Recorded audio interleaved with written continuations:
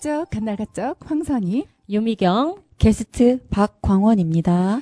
안녕하세요. 안녕하세요. 네, 안녕하세요. 반갑습니다. 드디어 오셨어요. 그러네요. 너무너무 보고 싶었어요. 본인 소개도 게스트 박광원입니다. 이렇게 알아서 척척 해주시고 너무 감사해요. 그러니까 센스. 네, 센스쟁이. 네, 그래서 인기가 좋죠. 저희 안동모에서 정말 보고 싶어하는 사람들이 많았어요. 근황 좀 알려주세요. 아, 네. 근황은, 네, 요즘, 이제 하려던 공부를 좀 대충 마무리하고, 이제 지난주에 끝나서 이번 주에는 쉬고 있습니다. 아, 그러시군요. 네. 체력을- 축하드립니다. 네. 축하요? 네. 네, 우선은 끝났음을 축하받겠습니다. 네. 아, 오늘 사실 우리 공부 모임이 있었잖아요. 네네. 그래서, 오늘 선생님이 게스트로 출연한다는 소리에 다들 한 목소리로 그냥 반가워 하셨습니다. 감사합니다. 제가 네. 못 들었지만, 네. 귀에서 들리는 것 같습니다. 네. 좀 앞으로는 그러면 어떤 계획 가지고 계세요? 네, 이제는 한 일주일만 쉬려고 했는데, 네. 한 2주는 쉬어야 될 것 같습니다. 아직 힘들어서. 그쵸. 네. 네, 이제 바닥난 체력을 수영을 하면서 다시 끌어올리고, 아직 준비하는 게 조금 있어서, 네. 남은 게 있어서, 그거 마저 하고, 네, 이제 올해는 그렇게 마무리를 하지 않을까 싶습니다. 네. 안동모에서 자주 볼 수 있나요? 네, 하반기에는 볼 수 있습니다. 와. 목고지를 꼭 같이 가고 싶습니다. 신난다. 노는 건 함께예요. 네. 기다리고 있겠습니다. 네. 어제 급하게 박광원 선생님께 좋아하는 노래들을 선곡해달라고 했어요. 그래서 제가 5곡을 받았습니다. 그러면 열린 음악 들으시고 이야기 읽어드릴게요. 네.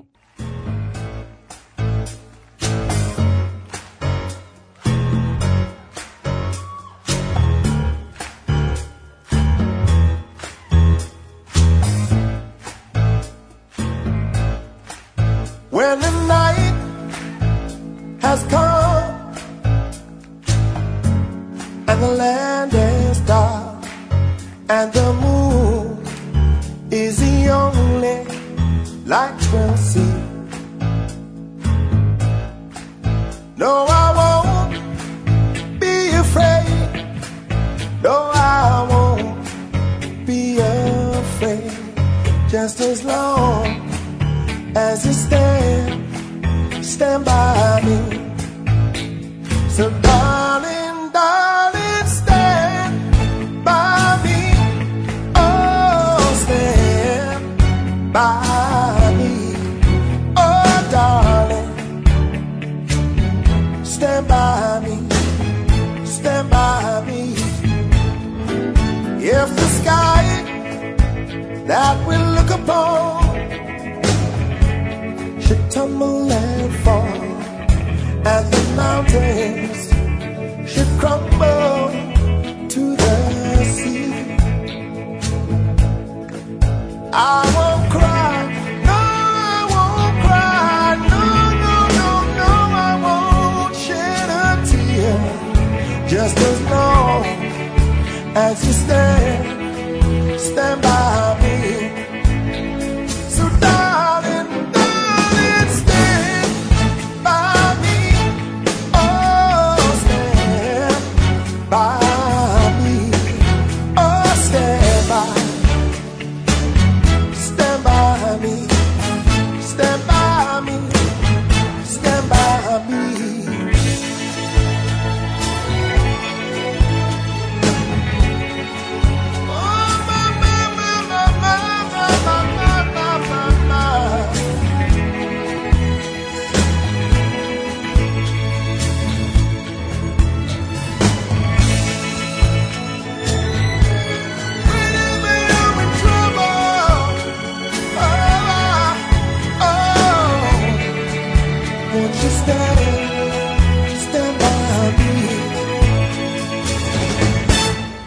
When the night has come and the land is dark and the mountain is the only light you'll see. So darling,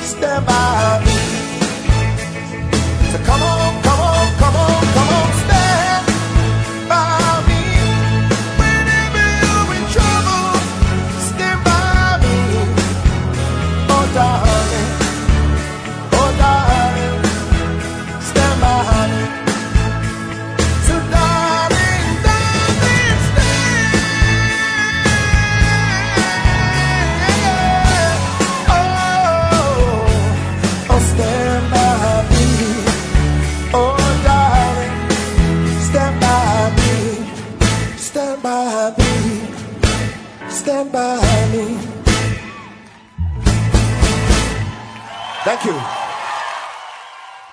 스일의 스탠바이미 들으셨습니다. 흥겹죠? 네. 땡큐. 이게 가장 인상에 남는데. 네, 내 곁에 있어줘. 내 곁에 있어줘. 제 수영 끝나고 집으로 돌아오는 길에 자전거를 타고 보면서 흥얼거리는데 어깨춤을 절로 추게 만드는 노래라서 추천했습니다. 네, 너무 좋은데요. 네, 감사합니다. 지금 제가 이번에 읽어드릴 이야기는 가난한 농부의 영리한 딸이라는 이야기인데 이걸 읽고 나니까 이 농부에게 영리한 딸이 있어서 너무 다행이다 라는 생각이 들었습니다. 자, 우리 가난한 농부가 어떤 영리한 딸을 가지고 있는지 한번 들어보시겠습니다. 네. 네. 가난한 농부가 살고 있었습니다. 그에게는 작은 집과 딸 하나가 있었지만 땅이라고는 한 떼기도 없었습니다. 어느 날 딸이 말했습니다. 우리도 임금님께 간청해서 농사지을 땅을 조금이라도 얻어야겠어요. 그렇게 해서 그들의 가난한 생활을 알게 된 왕이 그들에게 작은 땅을 주었습니다. 농부와 딸은 밭을 일구고 밀과 과일나무를 심었습니다. 일이 거의 끝나갈 무렵 그들은 밭에서 금으로 된 절구공이를 하나 발견했습니다. 농부가 딸에게 말했습니다. 얘야, 우리는 임금님의 은총을 입었으니 이 금덩이를 임금님께 바치는 것이 좋겠구나. 그러나 딸은 아버지의 말에 반대했습니다. 아버지, 우리가 절구통도 없는 이 절구공이를 임금님께 바치면 우리는 결국 절구통도 하나 파내야 할 거예요. 그냥 모른 척하고 있으면 부자가 될 테지만요. 그러나 농부는 딸의 말을 듣지 않았습니다. 그는 금 절구공이를 가지고 왕에게 가서 밭에서 발견한 것이니 이것을 존경하는 임금님께 바치겠다고 했습니다. 왕은 다른 것은 발견한 것이 없느냐고 농부에게 물었습니다. 다른 것은 없습니다요. 그러자 왕은 절구통도 있을 텐데 그것은 어디에 두고 왔느냐고 하면서 절구통을 당장 가져오라고 말했습니다. 농부는 절구통은 본 일이 없다고 대답했으나 그것은 쇠기의 경일기였습니다. 그는 당장에 감옥에 갇혔습니다. 그리고 절구통을 내놓을 때까지 꼼짝할 수 없게 되었습니다. 간수들이 죄수들에게 주는 식사를 몇 끼마다 넣어주었으나 농부는 탄식만 하는 것이었습니다. 딸의 말을 들었더라면.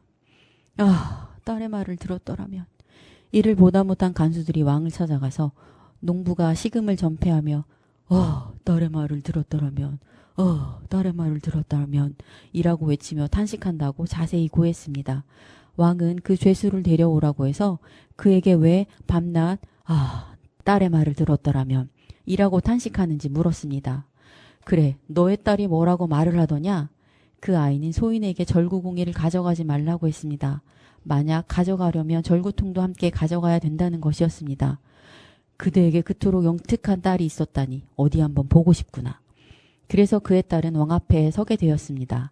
왕은 그녀에게 정말로 영특한 어떤가가 있는 알아보기 위해 수수께끼를 하나 낼 테니 만약 그것을 풀면 아내로 삼겠노라고 말했습니다.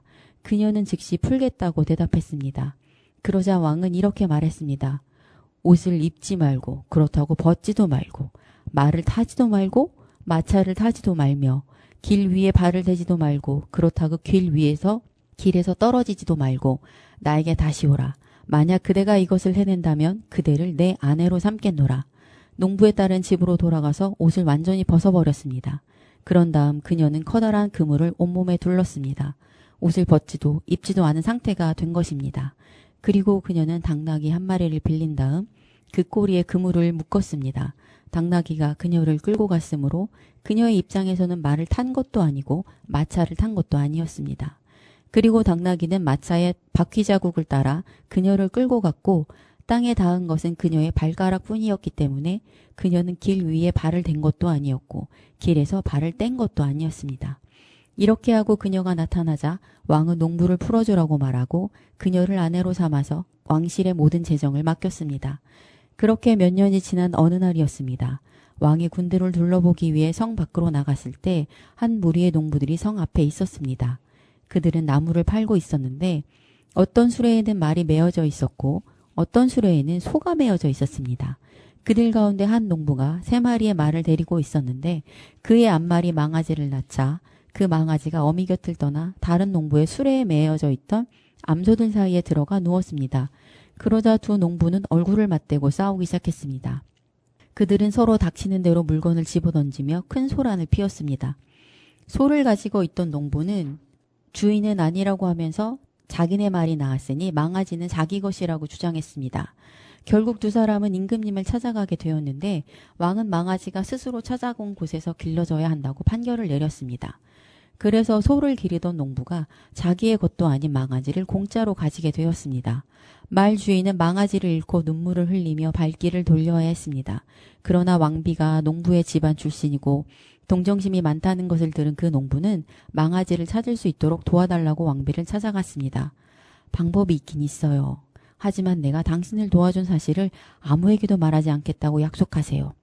자, 당신은 이렇게 하면 됩니다. 내일 아침 일찍 임금님께서 경비병들을 둘러보기 위해 나가실 때 길 한복판에서 기다리세요. 커다란 그물을 가지고 가서 그 속에 고기가 가득 찬 것처럼 꾸미세요. 그리고 길 위에서 고기를 낚고 있는 것처럼 계속 끌어올리세요. 그런 다음 왕비는 임금님이 물어볼 때 어떻게 대답해야 하는지를 농부에게 가르쳐 주었습니다. 어느 날 농부는 일찍 일어나서 물이라고는 한 방울도 없는 땅 위에서 고기를 낚고 있었습니다. 말을 타고 오던 왕이 그 광경을 보고 사람을 보내 저 어리석은 자가 무엇을 하고 있는지 물었습니다. 고기를 낚고 있었죠. 왕의 사자가 농부에게 물도 없는 곳에서 어떻게 고기를 잡을 수 있느냐고 묻자 농부는 이렇게 대답했습니다. 암소 2마리가 망아지를 낳을 수 있다면 나도 마른 땅에서 물고기를 잡을 수 있지 않겠습니까? 사자가 농부의 대답을 왕에게 전하자 왕은 농부를 불러 그 혼자서 그런 대답을 생각해낸 것은 분명 아닐 거라고 말했습니다. 왕은 그 자리에서 누가 그런 대답을 하도록 해주었는지 물었습니다. 그러나 농부는 대답하지 않고 자기 자신이 그런 대답을 생각해내지 않았다면 하느님이 도왔을 것이라는 말만 되풀이했습니다. 그래서 병사들은 그를 집단 위에 묶어놓고 주먹으로 때리고 고문을 가해서 마침내 왕비에게서 그 대답을 얻었다는 자백을 받아냈습니다. 궁전으로 돌아온 왕은 곧바로 왕비를 찾아가 말했습니다. 왜 당신은 나를 우습게 만드는 거요? 나는 당신을 더 이상 내 아내로 둘 수 없소. 이제 당신은 끝이요. 당신이 자란 시골집으로 돌아가시오. 그러나 그는 그녀에게 마지막 한 가지 소원을 허락했습니다. 즉 이별의 선물이니 그녀가 가장 소중하고 훌륭하다고 생각해낸 것 하나만 가져가라는 것이었습니다. 그러자 그녀는 이렇게 말했습니다. 좋습니다. 당신은 사랑하는 내 남편이오니 전하의 뜻에 따르지요. 그녀는 그를 포옹하고 입을 맞춘 다음 그에게 이별의 술잔을 함께 하자고 요청했습니다.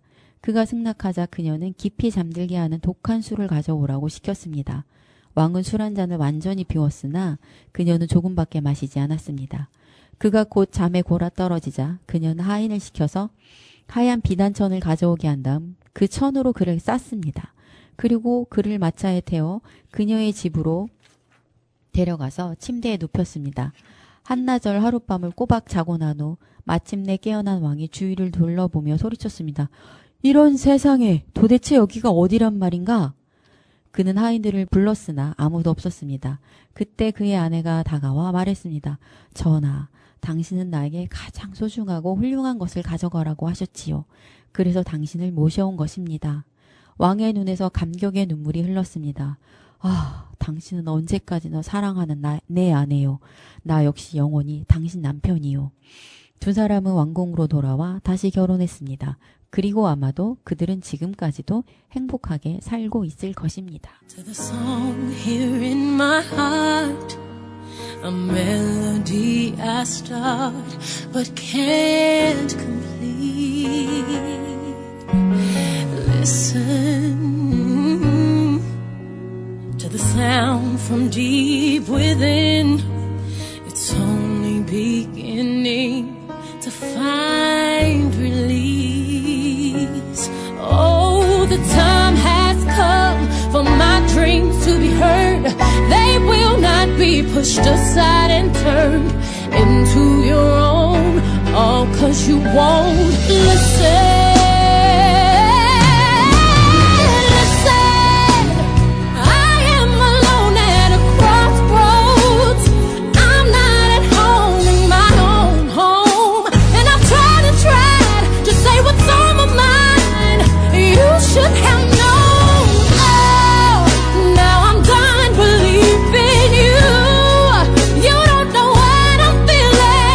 More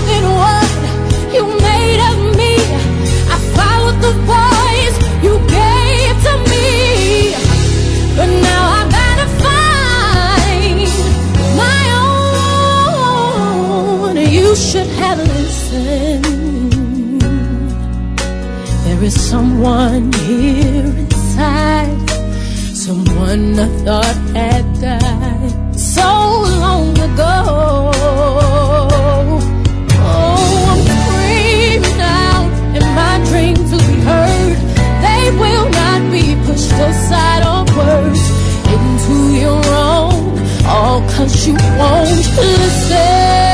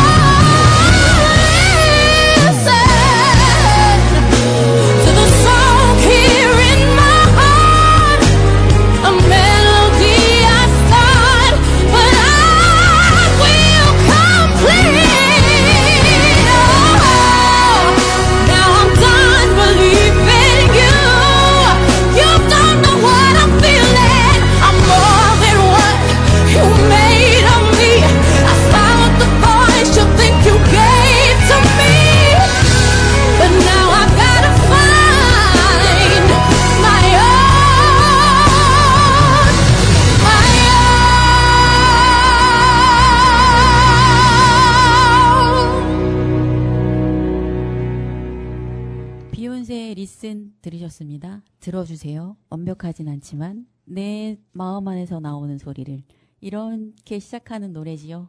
와, 해석까지. 그러게요. 여태 해석까지. 그런 분이 없었습니다.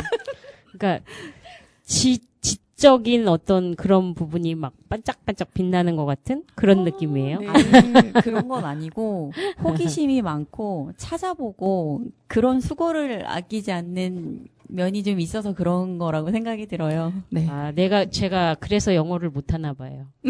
그렇게 찾아보는 노력을 안 해서. 참고로 저도 영어는 잘 못합니다. 에이, 영어 시험 서울 가서 보고 온 거 압니다. 네, 그것 때문에 엄청 열심히 고민했습니다. 아, 여기에서 왕하고 그 딸하고 좀 다르죠, 사람이. 카테고리로 묶자면 왕과 딸은 같은 카테고리에 있는 사람일 거라고 생각해요. 왜냐면 우리가 뭐 욕망하는 것들이 있잖아요. 욕망하는 것들 중에 누군가는 재물을 탐하고 누군가는 뭐 아름다움을 탐할 수 있지만 농부의 딸은 지혜를 가지고 있고, 그 왕은 그 딸이 농부가 그렇게 말했을 때 그 딸의 영리함 혹은 지혜, 이거를 있는 걸 보고 그거에 대한 욕구가 있기 때문에 딸을 보자고 말했을 것 같거든요. 그래서 둘이 아주 다른 사람은 아니고 오히려 같은 색을 가진 사람이라는 생각이 들어요.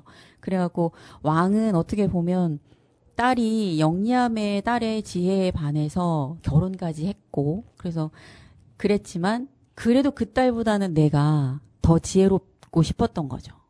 근데 이제 왕이 잘못 판단한, 어떻게 보면 송사 같은 것을 잘못 판단하는 것을 왕비가 올바르게 판단한 것을 보고 자존심이 많이 상했던 게 아닐까. 그랬는데 마지막에 그 딸이 가장 훌륭하게 여기 되게 특이하게, 보통 뭔가를 가져가라 그러면 네가 가장 좋아하는 거 이거 가져가 이렇게 얘기하는데, 여기서 가장 소중하고 훌륭하다고 생각하는 걸 가져가라 그랬어요. 근데 딸이 왕을 데려갔단 말이에요. 그러니까 왕을 가장 훌륭하게 생각한다는 것을 표현한 건데, 그래서 왕이 이 왕비가 내가 이렇게 질투심이 날 만큼 훌륭하다고 생각하는 이 왕비가 나를 훌륭하다고 생각했구나.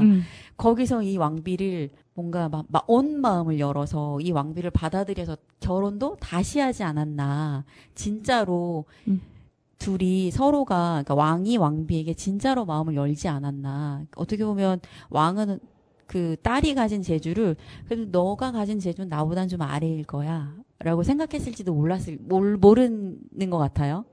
그렇게 생각했을 것 같기도 해요. 네, 열등감일 수도 있고. 내가 왕이니까. 우선은 아직 열등감일 수는 아직 좀 그런 게, 왜냐면 이 딸이 나보다 뛰어나다고 생각하진 않았으니까.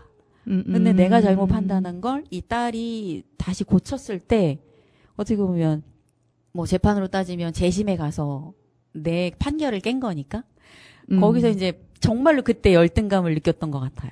그때 그래서 이제 어떻게 보면 집으로 돌아가시오 그랬는데, 여기서 가장 소중하고 훌륭하고, 그러니까 소중하다는 거는 어떻게 보면 영리함이 없어도 소중하다는 건 감정적인 문제잖아요. 어떻게 사랑하고, 그리고 훌륭한 것은 좀 어떻게 보면 지적인 면, 그러니까 어떤 게 가장 객관적으로 좀 평가할 수 있잖아요. 어떤 게 훌륭한지.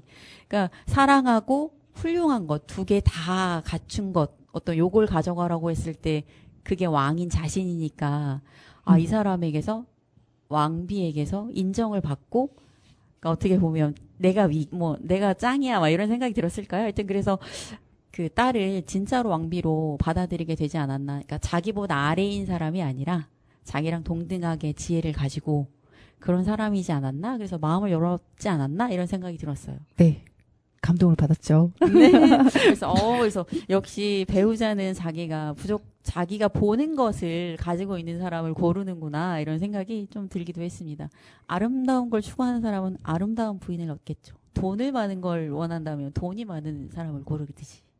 네.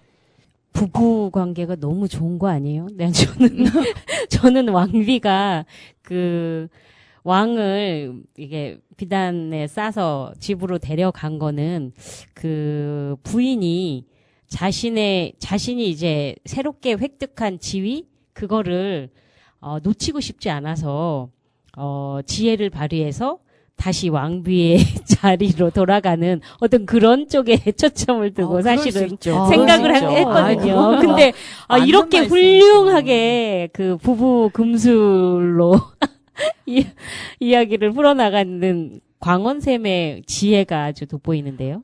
만약에 이제 그렇게 해석을 했으면 둘이 이제 뭐 돌아갔다 이런 얘기가 있었을 텐데, 둘이 다시 결혼을 했다 이런 얘기가 있어서 약간 이렇게 그 미경쌤처럼 해석을 분명히 할 수도 있는데, 다시 결혼을 했다 그래서 왕이 마음을 다시 열었다 이런 의미로 해석이 좀 그렇게 좀 철학적으로 한번 해석을 해봤습니다. 네. 그러게요. 이야기 한편으로도 이렇게 다양한 해석이 나올 수 있네요. 네. 그러니까 책은 같이 읽어야 되는 거예요. 그렇죠.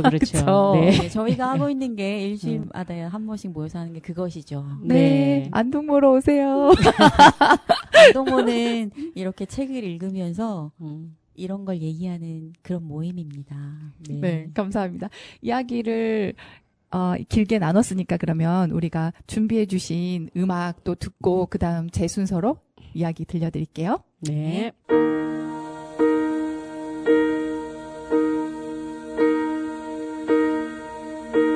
When I am down and oh my soul so weary, when troubles come and my heart burden be, and I am still and wait here in the silence until you come and sit a while with me. You raise me up so I can't stand on mountains. You raise me up to walk on stormy seas. I am strong when I am on your shoulders. You raise me up to more than I can be.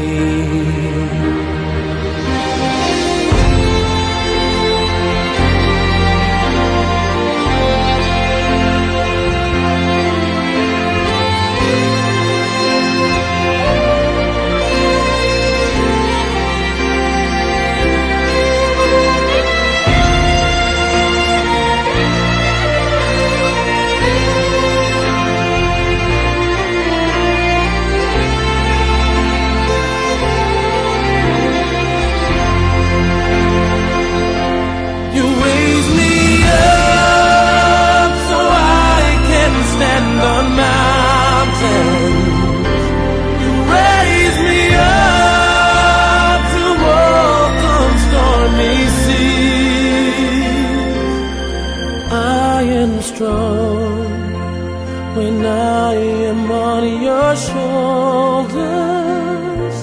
You raise me up to more than I can be.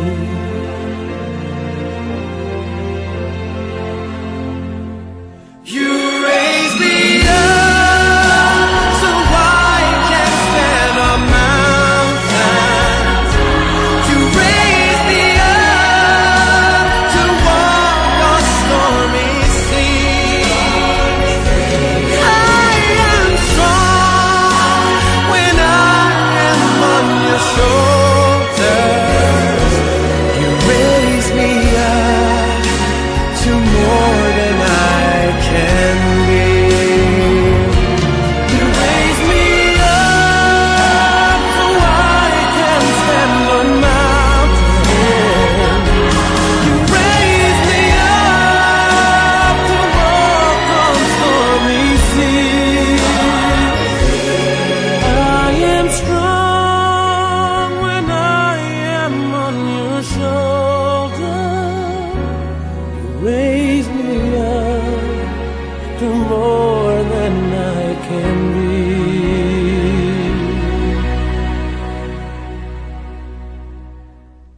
You raise me up to more than I can be.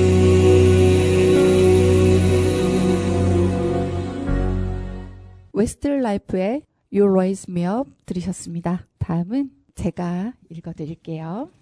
두 번째 들려드릴 이야기 제목은 집박위 불의왕입니다. 한 왕에게 어느 누구와도 비교할 수 없을 만큼 아름다운 딸이 있었습니다. 그러나 그녀는 너무도 오만하고 자존심이 강해서 구원자들에게 모두 퇴짜를 놓았습니다. 그녀는 찾아오는 구원자들에게서 약점을 찾아내어 비웃곤 했습니다. 어느 날 왕은 딸과 결혼할 만한 젊은이들을 모두 한자리에 불러 모아 큰 잔치를 벌였습니다. 젊은이들은 계급과 신분에 따라 줄지어 늘어서 있었습니다.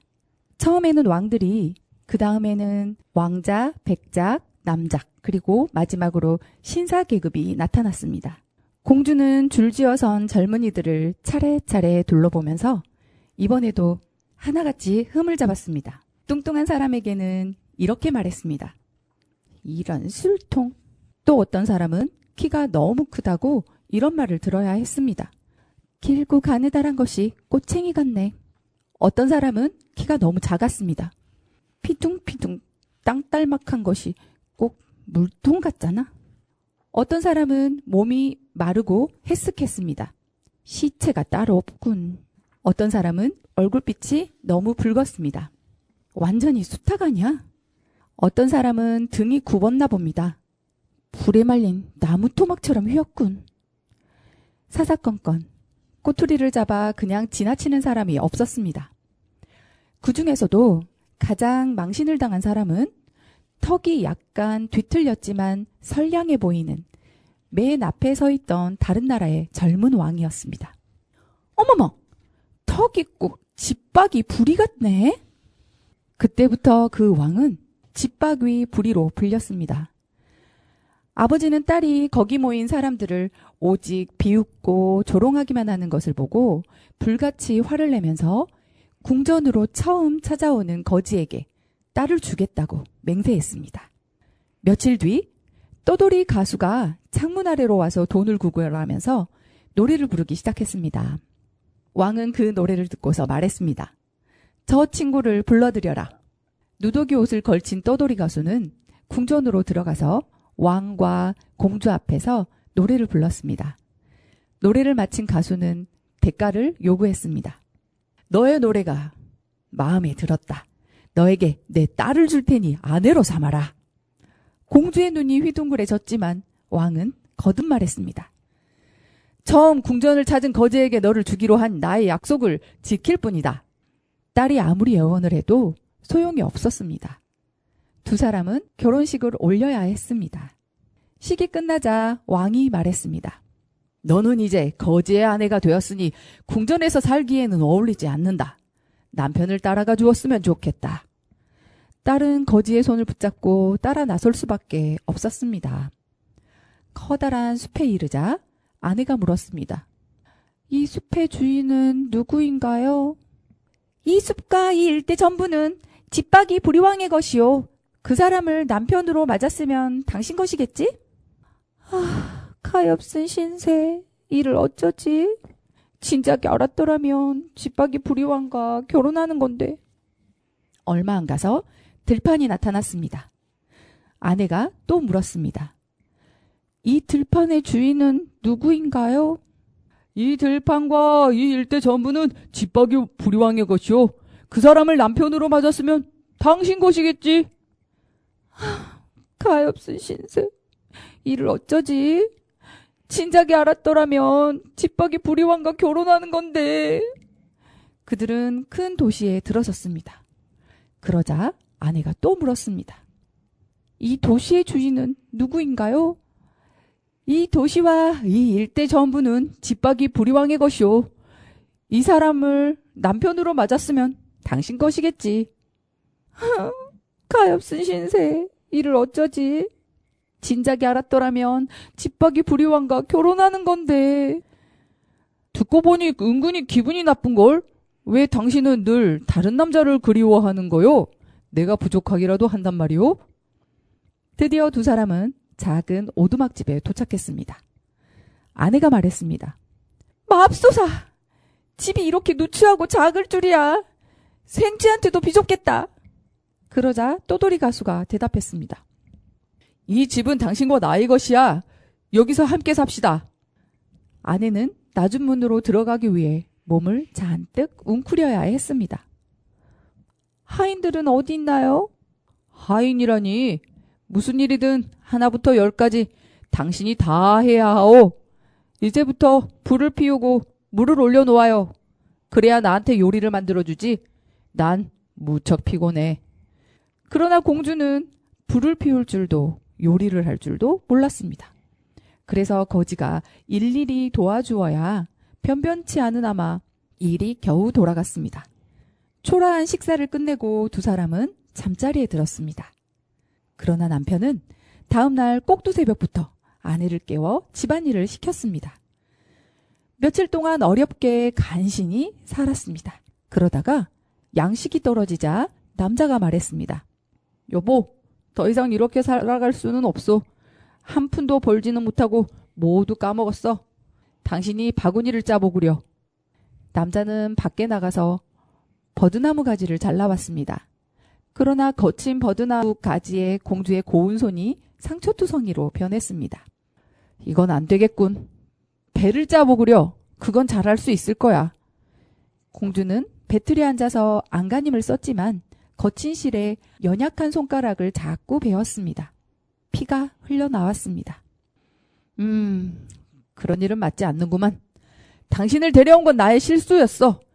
그럼 어디 항아리 장사를 해봅시다. 시장에 앉아서 항아리를 팔아보구려. 공주는 한숨을 내쉬며 생각했습니다.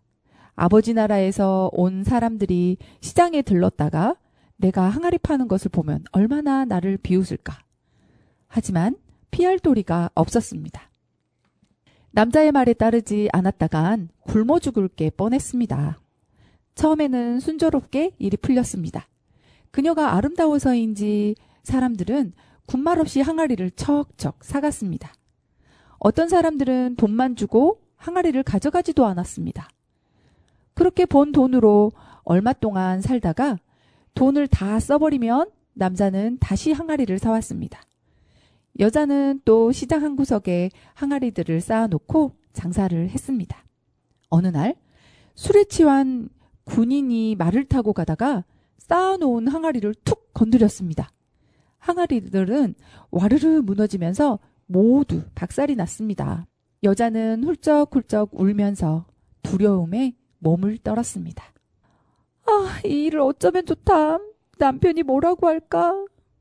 여자는 집으로 달려가서 자초지종을 털어놓았습니다. 세상 천지에 항아리를 그런 곳에다 쌓아두는 사람이 어디 있어? 이제 울음일랑 그쳐요. 당신이 아무짝에도 쓸모없다는 것을 잘 알았소. 그럴 줄 알고 임금님의 성으로 가서 당신을 부엌대기로 써달라고 부탁해 놓았소. 써주겠다고 약속합디다. 일을 해주면 밥은 먹여준다니까. 이제 공주는 부엌대기가 되어 요리사를 도와야 했습니다. 더럽고 천한 일이었습니다. 여자는 옷 안에 작은 단지 2개를 꿰매어 놓고 남은 음식을 담아 집으로 가져갔습니다. 그래야 먹고 살 수 있었기 때문입니다. 어느 날 왕의 맏아들이 결혼식을 치르게 되었습니다. 불쌍한 여자는 2층으로 올라가서 커다란 연회실 문 밖에 서서 안을 흘끔흘끔 들여다보았습니다. 촛불이 켜지자 손님들이 하나둘 들어왔습니다. 모두들 화려한 옷차림이었습니다. 하나같이 휘황찬란했습니다. 여자는 자기의 신세를 처량하게 여기면서 이런 창피와 가난은 모두 자기가 거만했기 때문이라고 후회했습니다. 이따금 하인들이 접시를 나르다가 거기에 남아있던 음식을 던져주었습니다. 맛있는 냄새가 났습니다. 여자는 음식 찌꺼기를 집에 가져갈 생각으로 주머니에 넣었습니다. 그때 왕자가 들어왔습니다. 그는 벨벳과 비단으로 만든 옷에 금목걸이를 두르고 있었습니다. 문 앞에 아름다운 여자가 서 있는 것을 보고 여자의 손을 잡고는 춤을 추려고 했습니다. 여자는 거절하다가 화들짝 놀랐습니다. 상대는 자기에게 구원을 했다가 실컷 망신만 당한 뒷박이 불의왕이었습니다. 여자는 저항했지만 소용이 없었습니다. 남자는 자꾸만 연회실 안으로 끌고 들어갔습니다. 그때 주머니에 실이 풀어지면서 단지가 떨어졌습니다. 바닥에 국이 쏟아지고 음식 찌꺼기가 사방에 흩어졌습니다. 그것을 보고 사람들은 손가락질을 하면서 껄껄 웃었습니다. 여자는 너무 창피해서 땅속으로 숨어들고 싶었습니다. 여자는 문 밖으로 뛰어나와 달아나려 했지만 계단에서 남자에게 붙들려 다시 돌아올 수밖에 없었습니다. 이번에도 집박이 불의왕이었습니다. 그는 자상하게 말했습니다. 두려워하지 마오. 당신이 누추한 오두막에서 함께 살았던 또노리 가수와 나는 같은 사람이라오. 당신을 사랑하기에 변장한 것이오. 시장에서 항아리를 엎어서 박살냈던 군인도 사실은 나였소. 당신의 콧대를 꺾고 당신이 내게 했던 무례한 행동을 벌하기 위한 것이었소. 여자는 눈물을 뚝뚝 흘리면서 말했습니다. 난 너무 못된 짓을 했기 때문에 당신의 아내가 될 자격이 없어요. 그러자 남자가 말했습니다. 그런 말 마오. 불행한 날은 지나갔소. 이제 우리의 결혼을 축하합시다. 시녀들이 나타나서 여자에게 어여쁜 옷을 입혀주었습니다. 신부의 아버지도 예복을 입고 나타나서 딸에게 축복을 베풀어 주었습니다. 환호성이 울려 퍼졌습니다. 우리도 그 자리에 있었다면 얼마나 좋았을까요?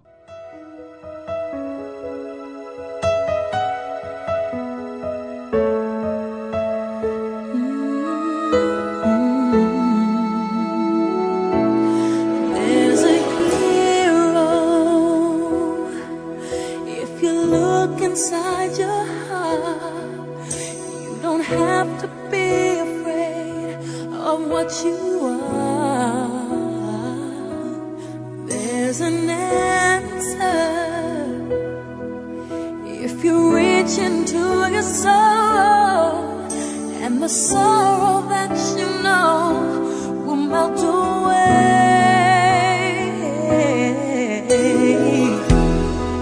And then a hero comes along with the strength to carry on, and you cast your fears aside, and you know you can't survive.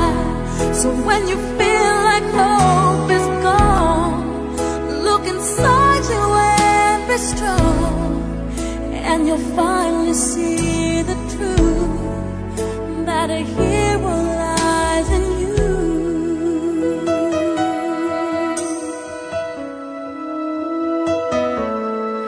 It's a long road when you face the world alone. No one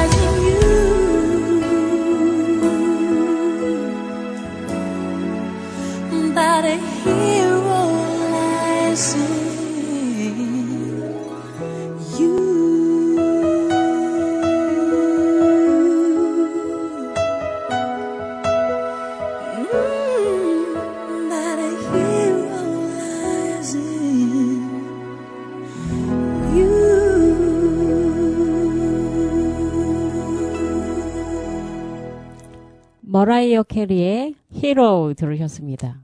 오늘 선곡이 다들 멋진데요. 분위기 있는 곡들이었던 것 같습니다. 네, 박광한 선생님께서 평상시에 즐겨 듣는 음악이래요. 역시 수준이 있으신가요? 이거 수준 있다고 해야 되나? 그게 아니라 지금 머라이어 캐리 노래를 듣진 않잖아요. 네. 제가 그 나이 때 들을 때 들었던 기억이 떠올라서 그렇기도 하고 그리고 요 노랫말 중에 정말 당신 안에 영웅이 있다고 그런 가사가 있는 게 마음에 어느 순간 되게 평범한 말인데 굉장히 힘이 되는 순간이 있어서 네 그때 그래서 자주 들었었습니다. 요 책을래. 그러셨구나. 제가 이야기를 딱 읽고 마이크를 끄자마자 승질을 내셨어요. 네, 이야기가 듣다 보니 뭔가 굉장히 화가 나는 거예요. 네, 이게 우선 물론 그 공주가 거만하고 그리고 상대 자기 구원자들을 그렇게 무시한 거에 비평하고 그런 건 정말 잘못했죠. 그러나 그 잘못을 고쳐나가는 과정이 정말 마음에 들지 않았습니다. 아버지의 명령과 직박구리 그 왕의 어떤 짜여진 그 계획 안에서 그 진정으로 깨달아야 될 그 공주의 어떤 의지와 모험과 이런 건 없이 그렇게 깨달아지는 과정이 굉장히 수동적이고 그래서 그런 깨달음이 그리고 뭐 이렇게 젠더를 나눈 건 아니지만 아버지와 그 직박구리 왕에 의해서잖아요. 남성에 의해서 와 정말 마음에 들지 않았습니다. 분명히 성장해야 될 공주지만 성장하는 과정이 이런 과정이라니 이건 정말 옛날 이야기임에 분명하다. 그런 상대에게 내 마음이 갈까요? 어떻게 선택할 수? 저라면 직박구리, 근데 이제 사실 너무 힘드니까요. 현실로는 이제 이론적으로는 생각하기로는 다른 길이 열려 있었다면 공주가 다른 선택을 할 수 있었고 뭐 다른 게 어떻게 보면 학습된 뭐 다른 길이 있었다면 모르겠지만 지금 당장 힘들어 죽겠고 저 직박구리 왕자는 너무 많은 걸 가져고 있고 반짝반짝 빛나 보이는데 선택은 해야겠죠 뭐.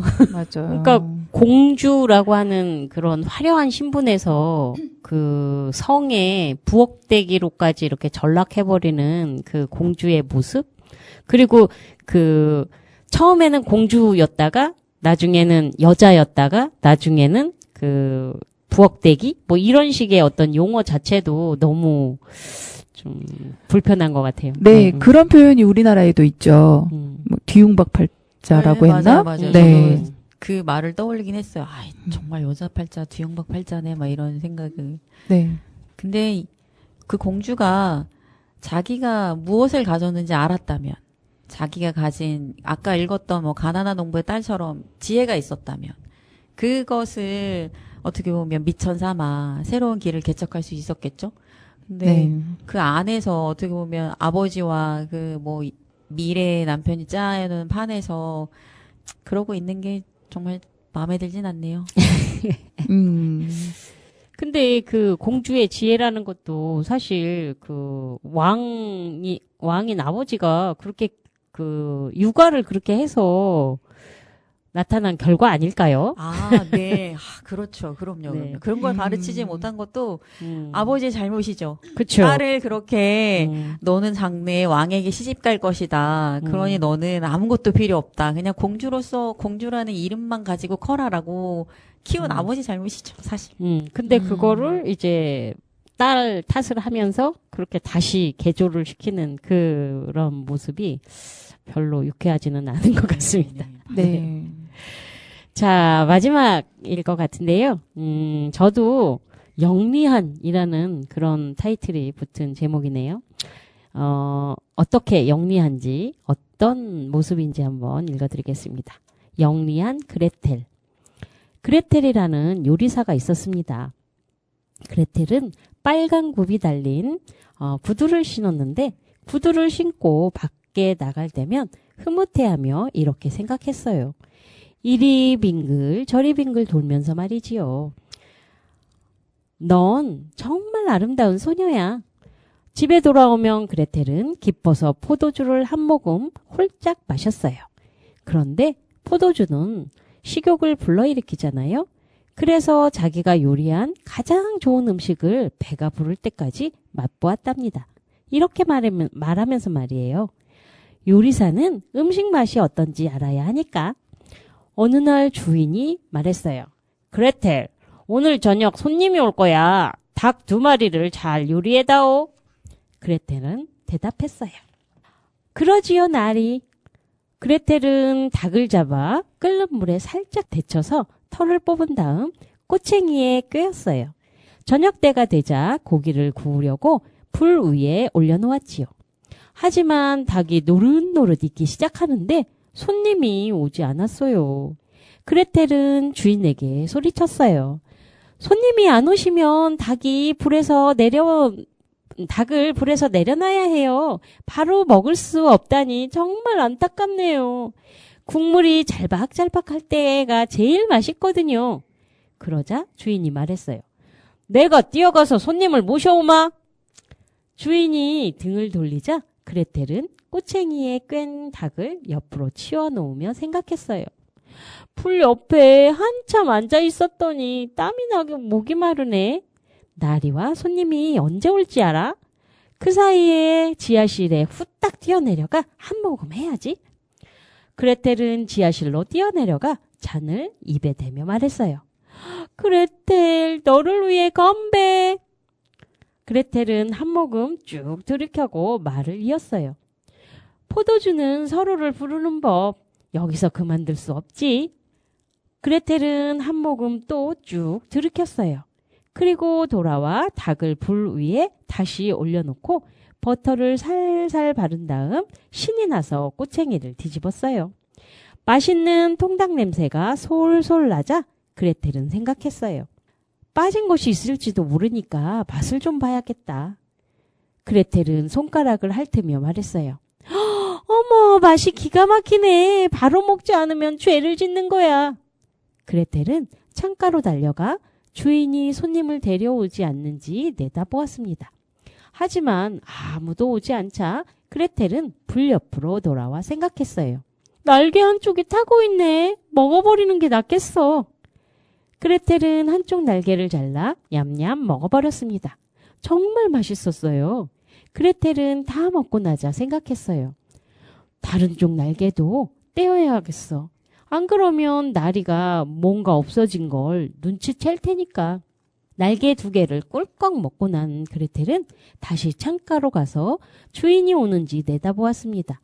하지만 주인은 여전히 보이지 않았어요. 아예 안 올지 누가 알아? 혹시 다른 곳에 들렀을 수도 있잖아? 그레텔은 문득 이런 생각이 들었어요. 그래서 이렇게 말했어요. 예, 그레텔, 기분 좋네. 한 마리는 이미 손을 댔으니까 한 모금 또 쭉 들이켠 다음 마저 다 먹어. 먹고 나면 마음이 편안해질걸? 왜 하느님이 주신 선물을 썩혀야 하지? 그레텔은 다시 지하실로 내려가 또 한 모금 쭉 마신 다음 닭 한 마리를 기분 좋게 다 먹었습니다. 하지만 닭 한 마리를 꿀꺽 했는데도 주인이 올 기미가 보이지 않았어요. 그레텔은 나머지 닭을 물끄러미 바라보면서 생각했지요.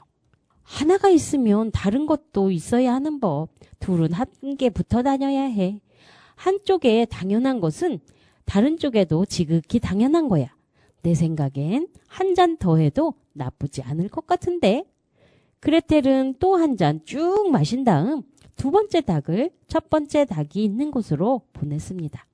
한참 맛있게 먹고 있는데 주인이 돌아와 소리쳤어요. 서둘러라 그레텔! 손님이 바로 오신다!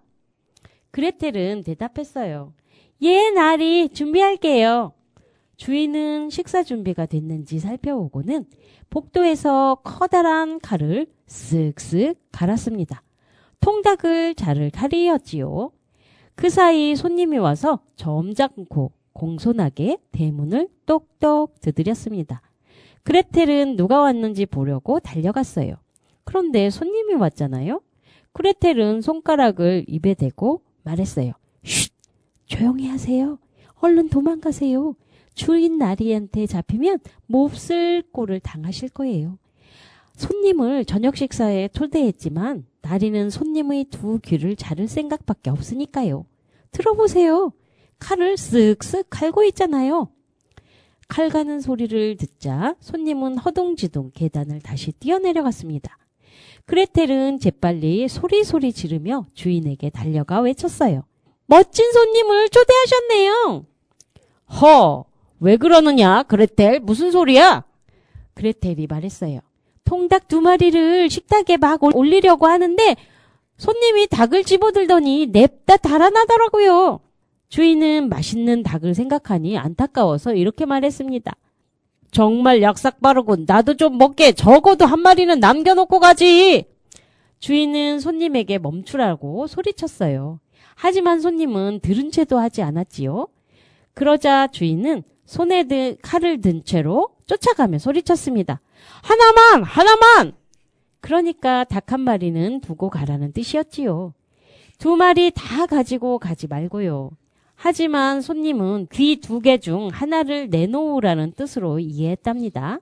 그래서 2 귀를 다 온전하게 집에 가져가려고 꽁무니에 불이 붙은 것처럼 불이 나게 달아났답니다. 시간이 지나도 아물지 않는 일들이 있지. 내가 날 온전히 사랑하지 못해서 맘이 가난한 밤이야. 거울 속에 마주친 얼굴이 어색해서 습관처럼 조용히 눈을 감아. 밤이 되면 서둘러 내일로 가고 싶어. 수많은 소원 아래 매일 다른 꿈을 꾸던 아이는 그렇게 오랜 시간 겨우 내가 되려고 아팠던 걸까. 쌓이는 하루만큼 더 멀어져. 우리는 화해할 수 없을 것 같아. 나아지지 않을 것 같아. 어린 날 내 맘엔 영원히 가물지 않는 바다가 있었지. 이제는 흔적만이 남아 희미한 그곳엔 설렘으로 차오르던 나의 숨소리와 머리 위로 선선히 부는 바람, 파도가 되어 어디로든 달려가고 싶어. 작은 두려움 아래 천천히 두 눈을 뜨면 세상은 그렇게 모든 순간 내게로 와놓고신 선물이 되고 세상에 의심하던 나는 그제야